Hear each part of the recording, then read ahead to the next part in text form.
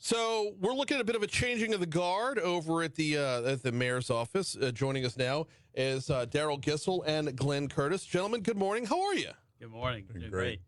Glad to have you all on this morning, and glad to be having the conversation. So, Glenn, we're going to get to know you in a minute, but we got to start with Darryl. Hanging it up, man. You had enough? 5 years. I mean, it's I explained to the mayor in July that I own a real estate company, and my 17-year employee who was able to keep things going while I've been gone actually had a health issue and subsequently died. Oh, my. So I have to go back to take care of business, but it's been an amazing opportunity.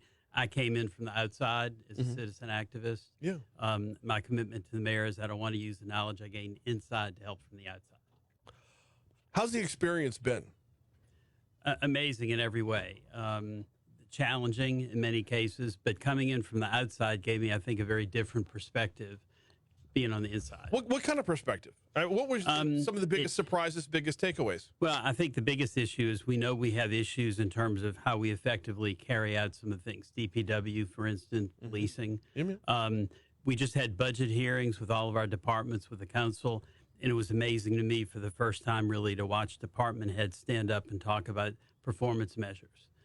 Something I think that's not been within city government in the past. So we've made a lot of changes, made a lot of headway, and I think we're handing Glenn a fairly organized operation that has seen some major changes. Well, let's welcome in Glenn Curtis as well, the new CAO for East Baton Rouge Parish. Glenn, welcome aboard. Thank you very much. Let's get to know you a little bit. What's your resume? What's your background? What got you to this point in your life? Yeah, so I spent 38 years in the Louisiana National Guard.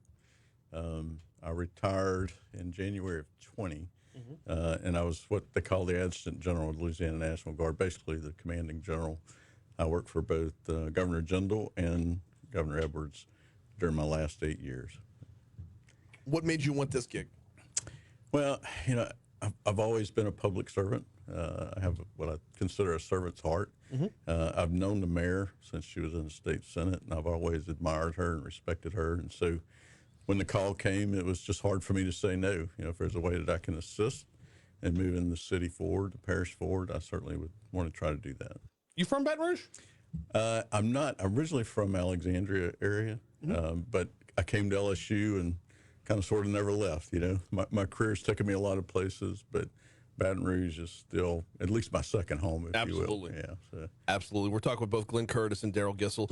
Glenn's the new CAO, the Chief Administrative Officer for City Parish of East Baton Rouge. So, Glenn, what are your expectations of the job? How was this your first week or two? How's it been pitched to you and delivered? What are you looking forward to? Yeah, I mean, when you look at East Baton Rouge and the city, I mean, in the mayor's administration, it's a large organization, 4,500 employees, over $1 billion budget. And so there are a lot of moving parts and pieces to it. Darryl's been very gracious. He's done a phenomenal job during his time as a CAO, and I have really big shoes to fill. But getting exposed to it, trying to figure out all the nuances and how we do business. I've had the privilege of running large organizations, the Louisiana National Guard, where we had over 11,000 people and close to $1 billion budget. So there are some similarities, but there are a lot of differences too. So I got to try to get up to speed. I made Darryl promise me I could always phone a friend, of course, and help me out. But I'm excited about that. What are the similarities with the Louisiana National Guard? Well, So when you have budgets that big and that many employees, you always have human resource type issues that you got to deal through. You have projects that you have to keep on task, keep online, and keep them moving forward to completion to help the city now and the parish out. Finance is always a key issue. We have to make sure that we execute federal, state, local money properly and in accordance with the laws and in accordance with regulations, so we maximize the taxpayers' dollars and put them to effective use. Darryl, let's kick back over to you for just a second, just kind of continue to set the tone for what's expected of Glenn. What is the job description of the CAO of East Baton Rouge? Somebody explained to me when I first came, somebody said, "What do you do?" Somebody else said, "Oh, he's like Morris Bart. One call, that's all." I mean, that's basically it. Okay. You're responsible for making sure everything runs, as difficult as that may be. I mean, that's pretty all-inclusive, but what does it narrow in on? I mean, more often than not. I get that it's a catch-all, but... I think what Glenn talked about is trying to make certain that the projects move forward. And one of the big issues in city government, like any political entity, is there are those one-offs that constantly distract you from what needs to be done. So I think over the last 5 years, I think we've consolidated a lot of those things, or the management practices, I think, are much tighter. And I think Glenn's walked into a situation where he really can help propel things moving them forward. We're talking with Darryl Gissel and Glenn Curtis. All right, Glenn, walking into the job, what are your, let's say, top 3 goals for 2023? What do you want to see done within your office? Well, of course, the mayor sets the priorities, and so I will march to her drumbeat. Some of the things that we want to work on. Passing the budget was a big deal. Last night, getting garbage contract approved was a big deal, and Darryl has. I mean, there's all kind of kudos for his efforts in making that happen. We've got the stormwater issue, that stormwater drainage issue that we got to deal with, and then public safety is always paramount. So those are probably some key focus areas that I'll be paying attention to. Yeah, the garbage thing is. I mean, I get it. It's what we've got in front of us, but that was frustrating to know that we're going to go up by $12 a month to get the exact same thing. It just, walking in at this particular time, what's it like viewing that process, knowing like, oh, here we are? Yeah. So I really caught the very tail end of it. It was already, motion was already moving. I sensed last night there was a lot of angst in the community about the prices going up. However, they didn't want the services to change. And so there was a really healthy discussion last night at the city council and with the citizens and with the businesses that expressed that angst and that concern. But at the end of the day, we want to try to collectively, that group wanted to make sure that we keep the city as clean as possible and that we provide those services to the citizens. So, you mentioned stormwater. You're coming in on the back end of a lot of hubbub there as well. What's the plan in 2023? Well, we're again, I'm very new at this, trying to figure it out. I know that we're in constant contact with the federal agencies, the state agencies that are involved in it, EPA, DEQ, Department of Justice. They are working a deliberate plan to try to get to what right looks like and what the city parish will be required to do to accomplish right, the correct answers. And the interesting thing on stormwater, that issue really dates back to 2008 and before. I was told well before that. I think the key thing is the last thing we want to do is have any type of consent decree. Baton Rouge has been through that with the schools, with SOAR, with police recruiting. You just don't want to go through that. I think the issue is how do we get in compliance and do what we need to do where we control our own destiny. Yeah, the tough part there is asking the 2023 residents of Baton Rouge to make up for all the sins of a previous generation all at once, and holding that consent decree is not so much the carrot on the stick, but the whip. It never sits well. Right. And Glenn talked about finances. Finances are always the key. While we have $1 billion budget, the operating budget is only a third of that. So the rest of the money belongs to the library, mosquito abatement, all of the different outside entities. But in our budget, the $354 million, 55% of that goes for public safety. So when you get past public safety, you really don't have a lot of funds to deal with. No, yeah. We aren't sitting on a huge extra source of revenue. Glenn, what's your interaction with the Metro Council been like thus far? Very positive. I've met with most of them individually.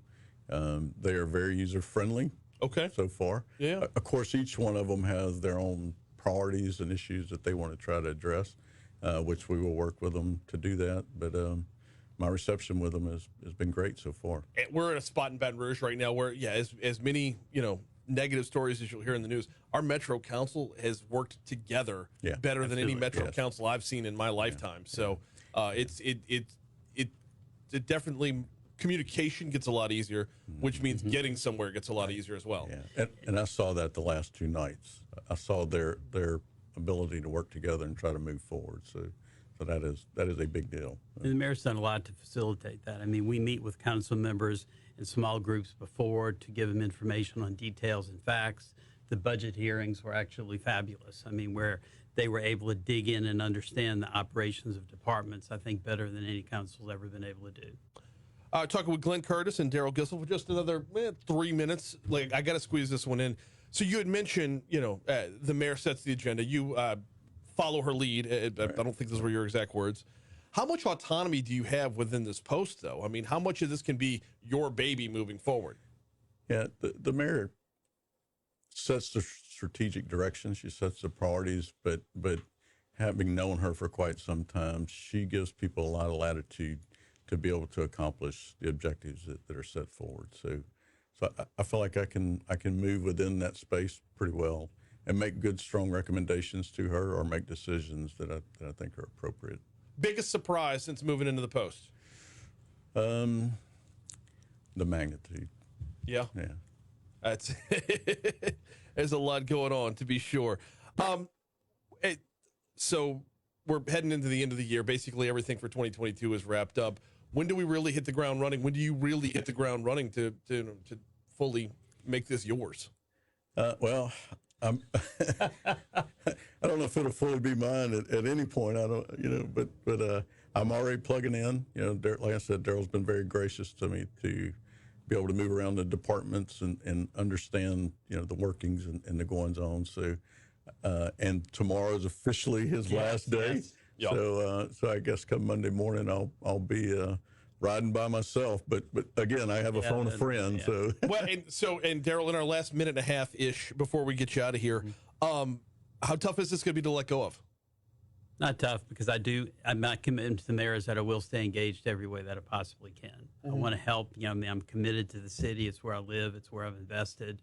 And I want to make certain, again, that the knowledge I've gained inside, I can help from the outside.